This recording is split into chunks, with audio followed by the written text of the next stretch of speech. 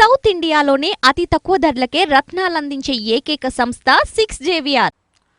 Hello నమస్తే, నేను Ashok. Welcome to reality check. AP ఎన్నికలకు సంబంధించి నిన్న ఎగ్జిట్ పోల్స్ని రిలీజ్ చేశారు. దాదాపు చాలా సర్వే సంస్థలు ఏపీకి సంబంధించి ఎగ్జిట్ పోల్స్ రిలీజ్ చేసినటువంటి నేపథ్యంలో ముఖ్యంగా సగానికి సగం పైగా సర్వే సంస్థలు ఇటు కూటమి అధికారంలోకి వస్తుందని చెప్తూ ఉంటే కొన్ని సర్వే సంస్థలు మాత్రం తిరిగి అధికార వైఎస్ఆర్ కాంగ్రెస్ పార్టీ విజయం సాధించబోతుందంటూ చెప్తున్నారు. అనూహ్యంగా నేషనల్ మీడియాకి సంబంధించి ఎక్కడా కూడా నేషనల్ మీడియా ఇటు జగన్మోహన్ రెడ్డి కానివ్వండి, అలాగే వైసీపీ పార్టీకి సంబంధించి గెలిచేందుకు అవకాశం లేదని చెప్పేసి చెప్తూ వస్తున్నాయి. అయితే కొన్ని యాక్యురేట్ సర్వే సంస్థలు గతంలో ఏవైతే సర్వేలు ఇచ్చి 100% ప్రూవ్ చేసుకున్నటువంటి సర్వే సంస్థలు మాత్రము ఇటు అధికార వైఎస్ఆర్ కాంగ్రెస్ పార్టీ రెండోసారి అధికారంలోకి వస్తుందని చెప్పేసి చెప్తున్నారు. అంటే దానితో పాటు ఆరాం మస్తాన్ తెలుగు రాష్ట్రాలకు సంబంధించి అలాగే ఎప్పుడు ఎన్నికలు జరిగినా ఆయన ఇచ్చేటువంటి రిజల్ట్ కొంత యాక్యురేట్గా ఉంటుంది. ఆయన నమ్మి చాలా పార్టీలు కానివ్వండి, చాలా మంది అభ్యర్థులు చాలా కాన్ఫిడెంట్గా ఉంటారు. సో ఈసారి ఆయన చెప్తే ఖచ్చితంగా మనం గెలవబోతున్నాం అనేటువంటి ఒక నమ్మకంగా ఉంటుంది. ఆరాం మస్తాన్ లాంటి సర్వే కూడా కొంత కన్ఫ్యూజన్లో పెట్టాయి ఇటు అభ్యర్థుల్ని, పార్టీలని, అలాగే ప్రజల్ని.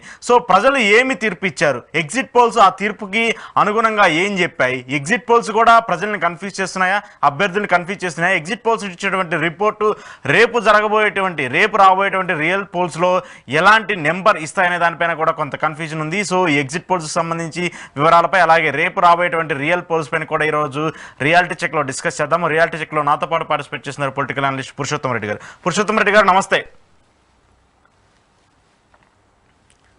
సార్. ఏంటి ఈ ఎగ్జిట్ పోల్స్ చూస్తుంటే కొంత కన్ఫ్యూజింగ్గా ఉంది. ఇది కావాలని క్రియేట్ చేసిందా, లేదంటే ఒక రేపు కదా వచ్చేది రేపు చూసుకుంటారులే అని చెప్పేసి ఒక కన్ఫ్యూజన్ పెట్టేశారా అందరిలో? ఎగ్జిట్ పోల్ వల్ల ప్రజలకి పెద్ద ప్రమాదం లేదు, ప్రజాస్వామ్యానికి పెద్ద ప్రమాదం లేదు. ఎందుకంటే వీళ్ళ వల్ల ఎవరు ప్రభావితం కారు, ప్రజల యొక్క నిర్ణయానికి వచ్చిన నష్టం ఏం లేదు. కాబట్టి 2 రోజులు ఉత్కంఠత పెరుగుతుంది. ఎగ్జిట్ పోల్స్ వచ్చడం వెంటనే 90% ఉత్కంఠత తగ్గిపోవాలి, అలా కాకుండా 100% అది కొనసాగుతుంది. వీళ్ళు ఇట్లాంటి స్టేట్మెంట్ ఇవ్వడం అదొక్కటి తప్ప ఇంక దీనికి పనికిరాదు. ఈ బెట్టింగ్లు కట్టుకునేది ఏంటో ఏమన్నా తేడాలు వస్తుంటాయి. అయితే ఇక్కడ ఎగ్జిట్ పోల్స్ వైఫల్యం చెందడం తప్పు కాదు. ఎవరైనా మీరైనా ఒక అంచనా వేయచ్చు, నేను కూడా ఒక అంచనా వేస్తాను, తప్పు కావచ్చు, అది ఏరే రిజల్ట్స్ రావచ్చు. కానీ ఎట్లా పడితే అట్లా ప్రజలతో బిహేవ్ చేయవు. ఈరోజు నేషనల్ సర్వేస్ ఇస్తున్నటువంటి శాంపుల్స్ ఎవరైనా కావచ్చు, వైసీపీ వస్తుందా తెలుగుదేశం వస్తుందా పక్కన పెడదాం, చాలా అంటే ప్రజలు గమనిస్తారనే స్పృహ కూడా లేకుండా ఇచ్చినట్టుగా నాకు అనిపిస్తుంది. ఒక ఇండియా టుడే యాక్సెస్ సంబంధించిన ఒకటి వరకు నేను పైన స్టడీ చేశాను. వాళ్ళు ఏమంటారు, ఎన్డీఏ కూటమికి 21 నుంచి 23 ఎంపీ సీట్లు వస్తాయి అంటారు. నాకు అభ్యంతరం లేదు, వస్తే ఇబ్బంది ఏం లేదు. వైసీపీకి 1 to 4, 2 to 4 అంటారు. కానీ పర్సెంట్ ఆఫ్ ఓట్లను ఒకసారి చూశాను నేను. ఎన్డీఏ కూటమిలో తెలుగుదేశానికి 42%, జనసేనకి 7%, బీజేపీకి 2% ఇచ్చారు. టోటల్ గా 51%. అంతవరకు బాగానే ఉంది. అంటే దీన్ని జనం ఇట్లా ఇచ్చేస్తే వాళ్ళ పాటు వాళ్ళు చదువుకుని మనలాంటి వాళ్ళు ఒకరు ఉంటారు కదా, కొంత లోపలికి వెళ్ళేవాళ్ళు. లోపలికి వెళ్తే నాకు అర్థమైంది ఏంటంటే బీజేపీకి 2% ఓట్లు, కానీ ఎంపీలు 4 నుంచి 6 మంది గెలుస్తారు అంటాడు. నా 2% ఓట్లు వస్తే ఎంత? 2% 3,33,00,000 ఓట్లు పోలైనాయి. దాంట్లో 2% అంటే 3 లక్షలు, 6,06,000. అంటే బీజేపీకి వాళ్ళు ఇచ్చే ఓట్లు 6,06,000. కానీ 6 మంది ఎంపీలు ఎట్ట గెలుస్తారు నాకు అర్థం కాదు. అంటే ఒక చోట 6 లక్షలు వస్తే ఒక ఎంపీ గెలవచ్చు. మనకు 10 లక్షల ఓట్లు పైన ఉంటాయి పోలైనటివి.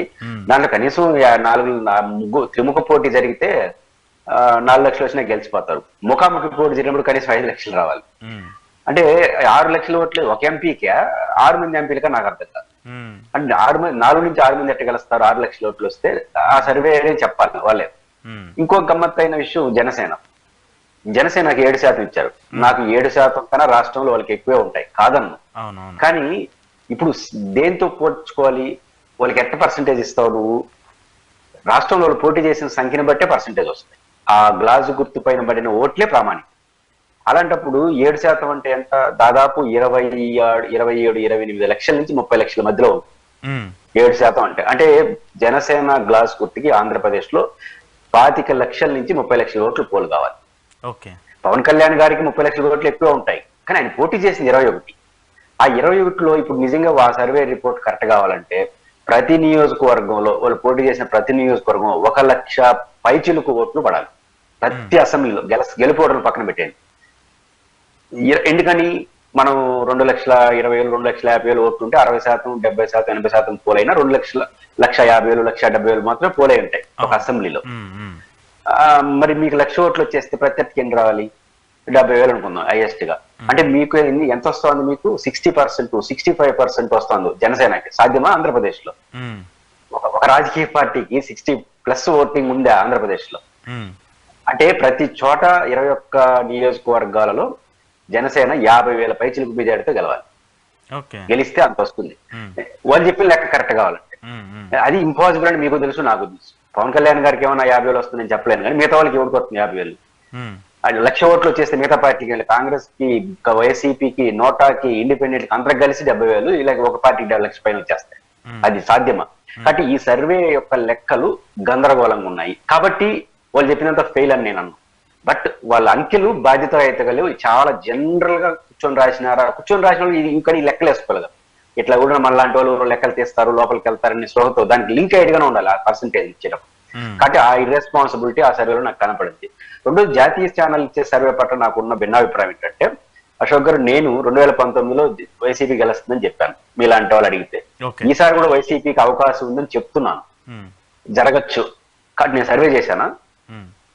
పుష్పతో 2 సార్లు చెప్పారని మీరు రికార్డులు రాసుకుంటే అర్థం లేదంట. 2 సార్లు నిజం కావచ్చు. 19లో నేను చెప్పింది నిజమైంది, 20లో రేపు కూడా నిజం కావచ్చు. అంత మాత్రాన నా మాట క్రెడిబిలిటీ లేదు. ఎందుకు లేదు అంటే నేను సర్వే చేయలేదు. ఒక జనరల్ అవుట్లుక్ తో చెప్పేది. మీరు కూడా చెప్పచ్చు దేశంలో ఎవరు అధికారు.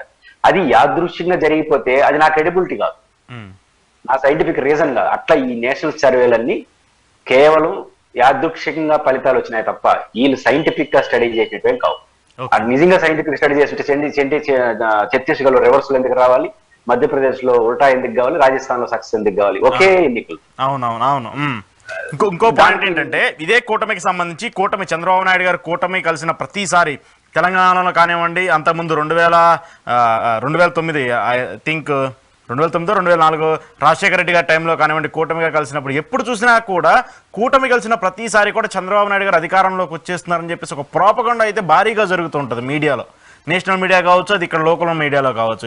ఎక్కడా కూడా కూటమిగా వాళ్ళు భిన్నంగానే వస్తున్నారు, ఓడిపోయారు ఆ టైమ్స్ అన్నిట్లో కూడా. అంటే పాయింట్ ఏంటంటే, కూటమి మీకెందుకు ఇప్పుడు రాజశేఖర రెడ్డి గారు 2వ సారి గెలిచినప్పుడు వామపక్షాలు వాళ్ళు కలిసి కూటమి ఏర్పడలేదా? అవును. ఓడిపోలేదా? పాయింట్ ఏముంది? కాబట్టి వామపక్షాలు తెలుగుదేశం కూడా ఒకసారి ఓడిపోయింది కలిసి పోటీ చేసి. అంటే కూటమి అనేది ఇదంతా బండ సిద్ధాంతం. కూటమి అయితే గెలుస్తారు. ఇప్పుడు ఉదాహరణకు ఉరవకొండలో అనంతపురంలో ఎవరు గెలిస్తే ఆ పార్టీ ఓడిపోతుందని ఒక సెంటిమెంట్ ఉంది. అది సైన్సా? కాదు. జరుగుండొచ్చు, ప్రతిసారి లింక్ అయి ఉండొచ్చు. సత్యనపల్లిలో గెలిచే వాళ్ళు గెలుస్తారు. ఇవన్నీ ఒక 5-6 సార్లు జరుగునంత మాత్రం అది యాదృక్షికమే తప్ప అది సైన్స్ కాదు. ఇప్పుడు ఇది కూడా అట్లాంటిదే. First point. రెండో పాయింట్, నాకు నేషనల్ సర్వేల పైన ఒక డిఫరెంట్ ఒపీనియన్ ఏంటంటే, నాకున్న అవగాహన మేరకు వాళ్ళు ఎవరో ఒకరితో మాట్లాడితే వాళ్ళు సర్వేలు చేయరు. ఎవరో ఒకరు మీలాంటి వాళ్ళకు నాలాంటి వాళ్ళకు ఏజెన్సీలకి రాష్ట్రాల్లో అప్పగిస్తారు. పారామీటర్స్ వాళ్ళు చెప్తారు. నేను సమాచారం సేకరించమంటున్నారు. అంటే లోక్సభ నియోజకవర్గం 200 మంది 300 మంది శాంపుల్స్ తీయాలి, రెడ్లు ఇంతమంది, నాయుళ్ళు ఇంతమంది, క్యాస్ట్లు వారికి చేయాలి అంటూ క్వశ్చనీర్ వాళ్ళు ఇస్తారట. క్వశ్చనీర్ లో నేను అడిగాను, ఒక సర్వే చేసే ఆయన, ఏమిస్తారు మీకు సర్వే అంటే, ఫస్ట్ క్వశ్చన్, నేషనల్ సర్వేలు కదా, ప్రధానమంత్రిగా నరేంద్ర మోడీ గారు తిరిగి రావాలనుకుంటున్నారా? ప్రధానమంత్రిగా నరేంద్ర మోడీ గారు బెటరా, రాహుల్ గాంధీ గారు బెటరా? లేకపోతే కూటమి వస్తే అంటే ఫిక్స్డ్ గా వస్తే మమతా బెనర్జీ బెటరా అంటారు. వీళ్ళు ముగ్గురు ఆంధ్రప్రదేశ్ సంబంధం లేదు. మీరు పోయి ఈ ప్రశ్నలు ఆంధ్రప్రదేశ్ వాళ్ళని అడిగినారంటే ఈ ముగ్గురు ఆంధ్రప్రదేశ్ సంబంధం. ఎందుకంటే దాంతో అడిగేవాడికి మైండ్ తగ్గుతుంది, ఆ చెప్పేవాడికి అర్థం కాదు, ఈడెవరు ఆడి నుంచి వచ్చి అనుకుంటారు. ఇప్పుడు చంద్రబాబు బెటరా, జగన్ బెటరా అంటే చెప్తారు కానీ, అంటే సర్వే సంస్థలకు ఉన్నటువంటి సైంటిఫిక్ స్టడీయే బాగలేదు. కాబట్టి వాటికి జరిగితే జరగచ్చు, జరగకపోతే పోవచ్చు తప్ప వాటికి విలువ లేదని నేను ప్రాథమికంగా అనుకుంటున్నాను. అంటే ఇప్పుడు నాకున్న చిన్న స్టిల్ కన్ఫ్యూజన్ ఏంటంటే, వైఎస్ఆర్ కాంగ్రెస్ పార్టీకి జగన్మోహన్ రెడ్డి గారికి గతంలో దాదాపు 49.90% ఎంతో, అంటే అరౌండ్ 50% ఓట్ పర్సెంటేజ్ వచ్చింది. ఇప్పుడు వస్తున్నటువంటి ప్రతి సర్వే సంస్థ కూడా ఆయనకి 47 నుంచి 49 దాకా మళ్ళీ అదే ఓట్ పర్సెంటేజ్ ఇస్తున్నాయి. నేషనల్ సర్వేలు కానివ్వండి, నిన్న టీడీపీకి ఫేవర్గా ఇచ్చినటువంటి సర్వే సంస్థలు కానీ, అంత ఓట్ పర్సెంటేజ్ వస్తున్నప్పుడు ఎందుకు జగన్మోహన్ రెడ్డి గారు ఓడిపోతారు? అంటే అక్కడ ఆరామస్థాన్ గారి సర్వేలో కూడా ఆ చిన్న కన్ఫ్యూజ్ ఉంది. క్రితం మెజారిటీ 49.5% ఆయన ఇస్తున్నాడు, ఏది ఓటింగ్ శాతం ఉండొచ్చు అంటున్నాడు. ఇంకో మాట చివరిలో అంటున్నాడు, ఓట్ల శాతం మరియు సీట్లు వైసీపీకి ఇంకొంచెం పెరిగే అవకాశం ఉంది అంటున్నాడు. అంటే ఆరామస్థాన్ గారు ఎండ్ ఆఫ్ ద పిక్చర్ లో ఏమంటాడంటే, ఇంకేదైనా కొత్తగా ఏమైనా జరిగితే కూటమికి ఏం జరగదు, కూటమికి మాక్సిమం ఇచ్చేసినాం, వైసీపీకి మాత్రం సీట్లు పెరుగుతాయి, ఓట్లు పెరుగుతాయి అన్నాడు. 49.5% వస్తే ఇంకొక 1% పెరిగింది అనుకోండి, ఇంకా ఫినిష్ చాప్టర్. నువ్వు ఈ ప్రతిపక్షానికి ఎన్ని వస్తే ఉంది, 50% పైన ఒక ఓటు వచ్చేసినా ఇంక ఎన్ని కుట్టుకున్నా ఇంకా ఫినిష్. అప్పుడు మొత్తం సీన్ మారిపోతుంది కదా. ఇది ఒక డౌట్ నాకు ఆరామస్థాన్ గారి టీం సర్వేలో కనిపిస్తుంది. రెండో పాయింట్ ఏంటంటే, మీరు అన్నది కరెక్ట్. జగన్మోహన్ రెడ్డి గారు వీళ్ళందరూ నాకు లాజిక్ ఏం కనిపిస్తా ఉందంటే, లాస్ట్ టైం పవన్ కళ్యాణ్ గారు 6.5 ఓట్లు ఇండిపెండెంట్ గా వచ్చినాయి, తెలుగుదేశానికి కూడా దాదాపు 39-40% వచ్చినాయి, బీజేపీకి 1% దాకా వచ్చినాయి, ఎంతో కొంత పెరుగుంటుంది. కాబట్టి 49 అయిపోతా ఉంది కదా ఇద్దరు కలిస్తే, ముగ్గురు కలిస్తే.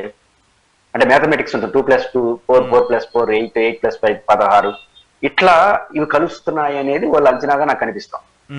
ఇట్లా కలుస్తాయని నేనైతే అనుకోను. అంటే పాయింట్ ఏంటంటే, 3 కులాలు కలుస్తాయి ఈ రాష్ట్రంలో. రెడ్లు, నాయుళ్ళు, కాపులు మాత్రం పార్టీలతోనే కలుస్తున్నారు. వాళ్ళకి చంద్రబాబు మంచోడా, జగన్మోహన్ రెడ్డి మంచోడా, చెడ్డోడా, పవన్ కళ్యాణ్ గురించి ఈ 3 కులాలు ఆలోచించట్లా. By and large majority. మిగిలిన కులాలు ప్రభుత్వాన్ని దృష్టిలో పెట్టుకుని ఓట్లేస్తున్నాయి, మంచి చెడ్డ. అంటే వీళ్ళకి 30% కులాలు మాత్రమే పార్టీ లాయల్టీలో ఉన్నాయి. వాళ్ళు కలిసినాడు కలుస్తారు. ఇప్పుడు పవన్ కళ్యాణ్ గారు చంద్రబాబుతో కలిస్తే ఆటోమేటిక్ కాపు కులాలు కలుస్తారు. ఈసారి కలిసినట్టుగా కనిపిస్తాను మనకు. అది ఓకే. కానీ మిగతా 70% ఉన్న కులాలు ప్రభుత్వం మంచి చెడ్డలు చూస్తున్నారు కదా, వాళ్ళు కదా నిర్ణయాత్మకంగా మారుతారు. ఆ పాయింట్ ఆఫ్ చూసినప్పుడు కలయిక కారణంగానే ఓట్లు వస్తాయనే దాంట్లో నేనైతే యాక్సెప్ట్ చేయను. ఆ రీత్యా చూసుకున్నప్పుడు ఆ కన్ఫ్యూజ్ మీరు అన్నట్టు కొనసాగుతుంది. అంటే ఇక్కడ నా పాయింట్ ఏంటంటే, పురుషోత్తం రెడ్డి గారు 2019 ఎన్నికల్లో మనం సినారియో ఎగ్జాంపుల్ గా తీసుకుంటా కూడా, జగన్మోహన్ రెడ్డి 2014లో జగన్మోహన్ రెడ్డి గారి ఓట్ బ్యాంకు 45-47% ఓట్ బ్యాంక్ ఉంది. 2019లో దాదాపు 50% ఓట్ బ్యాంక్ ఉంది. ఇప్పుడు 47-49% ఓట్ బ్యాంక్ ఉంది. ఎక్కడా కూడా జగన్మోహన్ రెడ్డి కన్సాలిడేటివ్ ఓట్ బ్యాంక్ అది ఎక్కడా జరగట్లేదు. అది ఆయన కాన్స్టెంట్ గా ఉంటుంది. చేంజ్ అవుతున్న ఓట్ బ్యాంక్ ఏంటి? టీడీపీ నుంచి జనసేనకో, లేదంటే జనసేన నుంచి బీజేపీకో, లేదంటే మళ్ళీ బీజేపీ ఓట్ బ్యాంక్ టీడీపీకో, ఇట్లా చేంజ్ అవుతూ వస్తున్నప్పుడు కూడా ఎందుకు వీళ్ళంత కన్ఫ్యూజన్? అండ్ ఇంకో పాయింట్ ఏంటంటే, ఇప్పటిదాకా అంటే టీడీపీ పార్టీ స్థాపించిన దగ్గర నుంచి ఇప్పటిదాకా కూడా వాళ్ళకి ఎక్కడ ఫుల్, అప్పుడు ఉమ్మడి తెలంగాణ ఆంధ్రప్రదేశ్ 2 కలిసి ఉన్నప్పుడు కూడా 50% ఓట్ బ్యాంక్ దాఖలైనటువంటి ఎన్నికలు ఒక్కటి కూడా లేదు. అది చాలా ఇంపార్టెంట్. జగన్మోహన్ రెడ్డి గారికి ఒక కన్స్ట్రక్టివ్ గా ఓటు బ్యాంక్ అనేది చెదిరిపోవట్లేదు. కానీ ఇంకొకటి, ఇక్కడ మనకు గోదావరి జిల్లాలో ఆ రోజు 2014లో పవన్ కళ్యాణ్ గారు బీజేపీ తెలుగుదేశం కలిసినప్పుడు స్వీప్ చేసేసారు. ఈసారి కలిశారు కాబట్టి స్వీప్ చేస్తారని అంటున్నారు. 2014కి 2024కి ఒక క్వైట్ ఆపోజిట్ సీన్ ఉంది. అదేంటంటే, 2014లో తెలుగుదేశానికి ఒక ఓట్ బ్యాంక్ ఉంది, వైసీపీకి ఒక ఓట్ బ్యాంక్ ఉంది. కులాల వారీగా చూసుకున్నప్పుడు అంటే బీసీలు వీళ్ళందరూ తెలుగుదేశంకు ఉన్నారు, ఎస్సీ ఎస్టీలు ఓసీలో కొన్ని రెడ్డి సీట్ల తెలుగుదేశంతో ఉన్నారు, వైసీపీతో ఉన్నారు. పవన్ కళ్యాణ్ గారి కాపు ఓటింగ్ దానికి యాడ్ అయింది. దాంతో ఏకపక్షంగా వచ్చేసినాయి 2014 15 పశ్చిమ గోదావరి వాళ్ళు దాదాపు 19-15 దాకా వచ్చేసినాయి. కానీ ఈసారి అట్లా ఉండదు అంట. ఎందుకంటే ఈసారి జగన్మోహన్ రెడ్డి గారు తెలుగుదేశంతో ఉన్న బీసీల్లో కొంత చేంజ్ తెచ్చాడు. మనకు రాష్ట్ర వ్యాప్తంగా కూడా అది వచ్చింది కాబట్టి అనంతపురం జిల్లాలో 2 సీట్లు కూడా వేశారు. బీసీలో కొంత కదలిక వచ్చింది. జగన్మోహన్ రెడ్డి గారు తెలుగుదేశం వెనకాల ఉన్న బీసీని కొంత చేంజ్ ఓవర్ చేశాడు. ఇది ఈసారి పనిచేస్తుంది కదా. పైపెచ్చు గోదావరి జిల్లాలో వాళ్ళందరూ కాపులకి ఇస్తే బీసీలకి ఇచ్చినాడు, ఎంపీలు చాలా మంది ఎమ్మెల్యేలు. అది కూడా కొంత పనిచేస్తుంది. అందువల్ల ఏకపక్షంగా గోదావరి జిల్లాలో కూడా ఉండడానికి స్కోప్ లేదు. రెండోది, వాళ్ళకి పవన్ కళ్యాణ్ యాడింగ్ పాయింట్ ఎంత ఉంటుందో అంతకన్నా మించి జగన్మోహన్ రెడ్డి గారికి అనుకూలంగా ఉన్న ఓట్లు వస్తేనే కూటమి సక్సెస్ అవుతుంది. జగన్మోహన్ రెడ్డి గారికి అనుకూలంగా ఉన్న ఓట్లు చెదరకుండా, పైపెచ్చి జగన్మోహన్ రెడ్డి గారికి ఈసారి పేదల్లో ఇనానమస్ గా తనకు అనుకూలంగా మార్చుకున్నాడు. అర్బన్ ఏరియాలో ఎంతైతే వ్యతిరేకత ఉందో జగన్మోహన్ రెడ్డి గారికి, గ్రామీణం అనే పదం కూడా వాడడం కరెక్ట్ కాదు. అర్బన్ లో ఉన్న పేదవాడు కూడా, అర్బన్ లో ఉన్న పేదవాడు ఓటింగ్, నేను తిరుపతిలో hard core town, Tirupati Gandhi road, Karnal వీధి ఇట్లా ఉన్న వార్డు బూతుల్లో 42% పోల్ అయింది. తిరుపతికి ఆనుకొని మంగళం ఏరియా ఏదైతే అవుట్స్కట్స్ పేదలు స్లమ్ ఏరియాలు ఉంటాయో 70-80% ఒకే తిరుపతిలో. అంటే పేదలు ఉన్న చోట ఒక రకంగా ఓటింగ్ ఉంది, దానికి కొంచెం అప్పర్ హ్యాండ్ ఉండదు. కానీ ఇట్లాంటివి ఉన్నాయి. కాబట్టి జగన్మోహన్ రెడ్డి గారికి ఇది యాజ్ ఇట్ ఈజ్ గా తన ఓట్లు అనుకున్న వాడిని పడ్డాయి, అవన్నీ తనకే పడింది అనుకోండి, మార్కింగ్ మారిపోతుంది. అది మనం కనిపెట్టలేకపోతుంది. పడిందా జగన్మోహన్ రెడ్డి గారి పడిన ఓట్లు ఏమన్నా స్వల్ప చేంజ్ వచ్చిందా, భారీ చేంజ్? స్వల్ప చేంజ్ వస్తే 150 నుంచి తగ్గుతాడు, కానీ భారీ చేంజ్ వస్తే ఓడిపోతాడు. ఓకే జగన్మోహన్ రెడ్డి గారు. ఈ భారీ చేంజా స్వల్ప చేంజ్ అనేది చూడాలి. ఓకే ఓకే ఇంకొకటి ఏంటంటే జనసేనకి సంబంధించిన ఫ్యాక్టర్ చూసుకుంటే అంటే నేను నాట్ అబౌట్ నేను ఒక సర్వే సంబంధించి వైసీపీకి ఫేవర్గా ఉన్న సర్వేలు టీడీపీకి ఫేవర్గా ఉన్న సర్వేలు కూడా జనసేన పార్టీకి ఈసారి కొన్ని సీట్లు గెలిచేందుకు అవకాశం ఉంది. వాళ్ళకి సంబంధించి ప్రస్తావన వాళ్ళకి సంబంధించి ఎమ్మెల్యేలు ఈసారి అసెంబ్లీలో ఉండేందుకు ఎక్కువగా ఇంట్రెస్ట్ ఉందని చెప్పేసి కూడా సర్వే సంస్థలు చెప్తున్నాయి. నా పాయింట్ ఏంటంటే 21 స్థానాల్లో పోటీ చేసినటువంటి జనసేన పార్టీ అభ్యర్థులు లేదంటే గ్లాస్ గుర్తుకు సంబంధించిన అభిమానులు ఈ ఓట్ బ్యాంక్ జనసేనకి కన్సర్ట్ అయింది, వాళ్ళు గెలిచేందుకు కొన్ని సీట్లు వచ్చాయి. కానీ మిగతా ఉన్నటువంటి 140 సీట్లలోనో లేదంటే బీజేపీ పోటీ చేసినటువంటి 10 సీట్లలోనో ఈ ఓట్ బ్యాంక్ టర్న్ అయ్యే అవకాశం ఉందా అనేది నాకు ఒక డౌట్. అంటే ఇప్పుడు కాపులు మా రాయలసీమలో బలిజా అంటారు, కాపు బలిజా ఒకే అంటారు. రాయలసీమలో జనసేనతో సంబంధం లేకుండానే బలిజా కమ్యూనిటీ తెలుగుదేశం అనుకూలంగా ఉంటుంది. ఇప్పుడు కాదు, ప్రజారాజ్యం పుట్టక ముందు నుంచి కూడా రాయలసీమలో బలిజాస్ అంటే మీ కోస్తాలో కాపులు అంటారు. కాంగ్రెస్ తో ఉండరు, తెలుగుదేశంతోనే ఉంటారు. కాబట్టి రాయలసీమలో పవన్ కళ్యాణ్ గారి ద్వారా చాలా ప్రయోజనం తెలుగుదేశానికి లేదు. రాయలసీమ నెల్లూరు జిల్లాలో ఒక కృష్ణా, గుంటూరు, గోదావరి జిల్లాలో మాత్రమే కాపులు కొంత యాడింగ్ పడ్డాయి. రెండోది జనసేన పోటీ చేసిందంటే ఇక్కడ రాయలసీమ మొత్తం గడుచుకుంటే తిరుపతి రైల్వే కోటిదే. మీకు పోటీ చేసినంత కృష్ణా, గుంటూరు, గోదావరి జిల్లా. అక్కడ కాపులు కన్సాలిడేట్ గా ఉన్నారంటే కాపు కులస్తులు అందరూ వేస్తుంటారు. మనోడు గెలుస్తాడు అనుకున్నప్పుడు పవన్ కళ్యాణ్ అభిమానులు కూడా వేస్తారు. కాబట్టి ఆటోమేటిక్ గా అది పవన్ కళ్యాణ్ కి అడ్వాంటేజ్. అంటే ఒక సీటు కూడా లేని పవన్ కళ్యాణ్ గారికి సీట్లు రావడానికి అడ్వాంటేజ్. కానీ రాయలసీమలో పవన్ కళ్యాణ్ అభిమానించే ప్రతి ఒక్కరేం తెలుగుదేశంకి కాపులు వేస్తారనుకున్నాం. కానీ కాపులు బలిజలు ఆల్రెడీ తెలుగుదేశం వాళ్ళే. కానీ రాయలసీమ, నెల్లూరు, ప్రకాశం వరకు నాకు తెలిసి జనసేన వల్ల తెలుగుదేశం పార్టీ అదనంగా పెద్ద పుంజుకునింది ఏం లేదు. కానీ కృష్ణా, గుంటూరు, గోదావరి జిల్లాలో మాత్రం ఖచ్చితంగా ఈ కాంబినేషన్ కి ఎంతో కొంత అడ్వాంటేజ్ అయితే ఉంది. ఓకే, అంటే ఇంకొక పాయింట్ ఇక్కడ ఏ సర్వే సంస్థ ఇచ్చినటువంటి రిపోర్ట్ కూడా జగన్మోహన్ రెడ్డి గారికి 100 నుంచి మ్యాక్స్ 115 లేదంటే 120 ఇది అంతా చూసినప్పుడు నెగిటివ్ ఓట్ బ్యాంకు వైసీపీ మీద ఉంది కదా, వైసీపీకి సీట్లు తగ్గుతున్నాయి కదా, ఓట్ బ్యాంక్ ఉన్నప్పటికీ కూడా నెగిటివ్ ఓట్ బ్యాంక్ ఉంది కాబట్టి ఓడిపోతూ వస్తున్నారు, వాళ్ళ గ్రాఫ్ కూడా డౌన్ అయిపోయిందని చెప్పేసి చూసుకోవాలా? అంటే ఇక్కడ జగన్మోహన్ రెడ్డి గారికి 2 రకాల అంచనాలు ఉన్నాయి. ఇప్పుడు చాలా మంది ఏమనుకున్నారు, సర్వే రిపోర్ట్లు చూసిన తర్వాత తెలుగుదేశంలో కొంచెం జోస్ వచ్చింది నేషనల్ స్టడీ. జగన్ గారు జోస్ సర్వే రిపోర్ట్లతో సంబంధం లేకుండా ఉంది. మీకు ఐపాక్ లో మాట్లాడినప్పుడు ఏ సర్వే సంస్థ చెప్పింది జగన్ గారు గెలుస్తారని? జగన్మోహన్ రెడ్డి గారు నాకు తెలిసి ఈ సర్వే సంస్థలు ఎన్ని అయితే చేసినాయో అంతకు మించిన సర్వేలు ఆయన చేసుకున్నాడు. నాకున్న సమాచారం ప్రకారం 4-5 సర్వేలు ఆయన చేశాడు ఇంటర్నల్ గా. అదనంగా ప్రభుత్వానికి ఉన్న అడ్వాంటేజ్ ఇంటెలిజెన్స్ వ్యవస్థ ఇచ్చే రిపోర్టు, ఇంటెలిజెన్స్ వ్యవస్థ రిపోర్టు, సొంత సర్వేలు, మళ్ళీ ఐపాక్ సర్వేలు, మళ్ళీ నాకున్న సమాచారం అదే రోజు ర్యాపిడ్ ఫైల్ సర్వే పేరుతో సాక్షి వాళ్ళు ఎందుకు కలిసి చేశారంట. అదొక సర్వే రిపోర్టు. 4-5 సర్వే రిపోర్ట్లు జగన్ గారు చేసుకున్న తర్వాతనే 156 అంటారు. 156 సర్వే కూడా ఆయన సర్వేతో, ఆ సర్వే ఫెయిల్ కావచ్చు, బట్ 156 కూడా జగన్ గారు గాల్లో మాట్లాడలేదు. 156 వస్తాయని ఏదో ఒక సర్వే ఆయనతో వచ్చింది కాబట్టే వాళ్ళు చెప్తున్న మాట ఏంటంటే ఆంధ్రప్రదేశ్ లో జరిగిన ఎన్నికలు జగన్ ఉండాలా పోవాలా, జగన్ వర్సెస్ అపోజిషన్. కాబట్టి జగన్ పోవాలి అన్నంత కసి పేదల్లో, బలహీన వర్గాల్లో, మహిళల్లో లేదు. కాబట్టి అంతా రాష్ట్రం అంతా ఒకే రకంగా పనిచేస్తుంది కాబట్టి 156 వస్తుందని వాళ్ళు చెప్పారు. 150, 60, 164 వరకు ఇది ఆయన వాళ్ళు ఇచ్చిన లెక్క, ఆ ర్యాపిడ్ సర్వే లెక్క. దాన్ని జగన్మోహన్ రెడ్డి గారు నమ్ముతున్నాడు 156 క్రాస్ అవుతామని. అయితే వాళ్ళకున్న ఇంటర్నల్ సర్వేలు, నాకున్న సమాచారం ప్రకారం వాళ్ళకున్న ఇంటర్నల్ సర్వేలు అందరూ 105 to 2/3 మెజారిటీ. 2/3 మెజారిటీ 117 వస్తే 2/3 మెజారిటీ, అది మంచి మెజారిటీ. ఆడి వరకు రీచ్ అవుతామని ఎంటైర్ వైసీపీ అంతర్గత సర్వేలు చెప్తున్నాయి.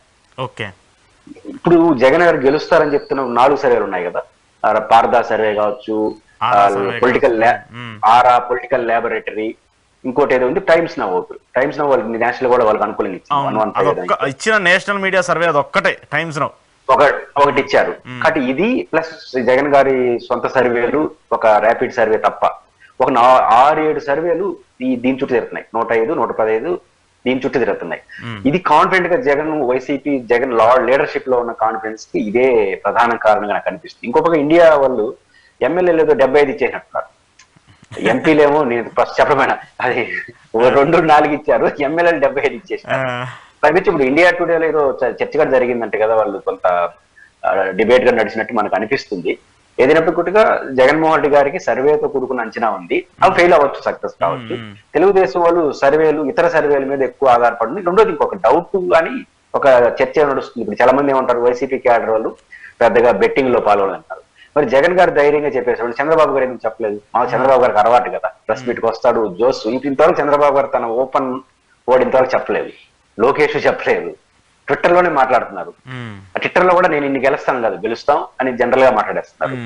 దీన్ని ఎట్లా అర్థం చేసుకో, ఎందుకు చంద్రబాబు గారు ఓపెన్ కావట్లేదు? ఇది కూడా ఒక డౌట్ వస్తుంది. కాబట్టి ఈ డౌట్ అన్నిటికీ ఇంకా రేపు ఉదయం 10 గంటలకి పరిష్కారం లభిస్తుంది. అంటే చంద్రబాబు నాయుడు గారు పోలింగ్ అయిన రోజు మాట్లాడలేదు, ఆ తర్వాత ఓట్ పర్సంటేజ్ వచ్చిన రోజు మాట్లాడలేదు, నిన్న ఎగ్జిట్ పోల్స్ వచ్చిన తర్వాత కూడా మాట్లాడలేదు. ఎవరు మాట్లాడలేదు, వాళ్ళు ఎందుకంత గుమ్మనంగా అంత సైలెంట్గా ఉంటున్నారు అనేది కూడా వాళ్ళ పాపం వాళ్ళ క్యాడర్లోనే కొంత కన్ఫ్యూజింగ్గా ఉంది.